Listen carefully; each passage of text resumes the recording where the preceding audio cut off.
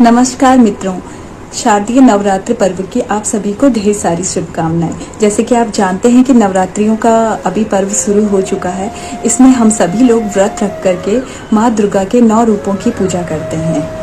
ये पर्व क्यों मनाया जाता है, इसके पीछे एक कथा है। बहुत प्राचीन काल में महिषासुर नाम के एक राक्षस ने तपस्या करके ब्रह्मा जी को प्रसन्न कर लिया था। ब्रह्मा जी ने भी प्रसन्न होकर के वरदान दे दिया। उसने वरदान मांगा कि उसका कोई भी वध ना कर सके, ना पुरुष और ना ही कोई देव। तो ब्रह्मा जी ने उसे ये वरदान दे दिया। उसके बाद उसने पूरे तीनों लोकों पे हाहाकार मचा दिया।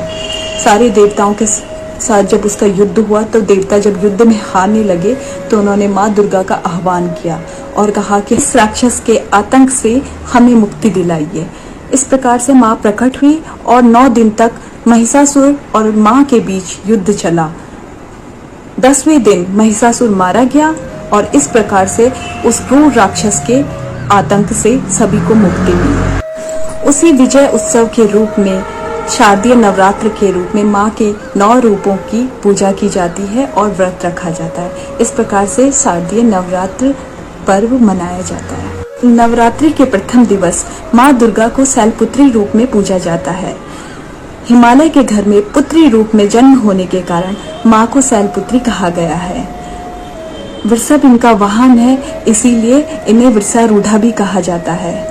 माँ ने दाएं हाथ में त्रिशूल धारण किया हुआ है और बाएं हाथ में इनके कमल सुशोभित है।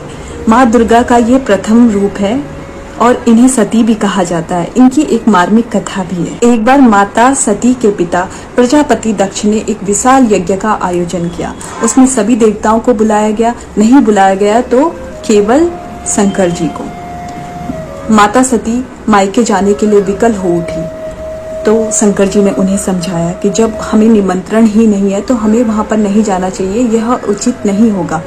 फिर भी माता सती के प्रबल आग्रह पर उन्होंने उन्हें अकेले जाने की अनुमति दे दी। जब वह अपने घर पहुंची तो सिर्फ उनकी माँ ने ही उनका स्नेह किया।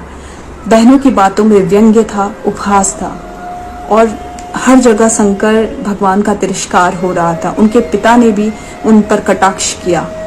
तो यह सब अपमान अपने पति का सती माता नहीं देख पाई और योगाग्नि से उन्होंने अपने शरीर को भस्म कर दिया।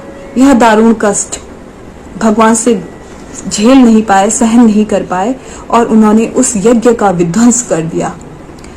यही माता अगले जन्म में शैलराज हिमालय के घर में जन्मी और शैलपुत्री कहलाई।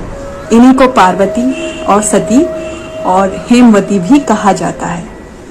जय मां। और फिर यही शैलपुत्री शिव भगवान की अर्धांगिनी बनी। इनका यह रूप साधक को साधना में लीन होने की शक्ति, साहस एवं बल प्रदान करता है और आरोग्य होने का वरदान देता है। माँ अपने भक्तों की सभी मनोकामनाओं को पूर्ण करती है और दरिद्रता को दूर करके घर के सभी सदस्यों को रोग मुक्त करती है। आइए ऐसे देवी के स्वरूप शैलपुत्री का हम सभी ध्यान करते हैं। ओम देवी शैलपुत्रे नमः।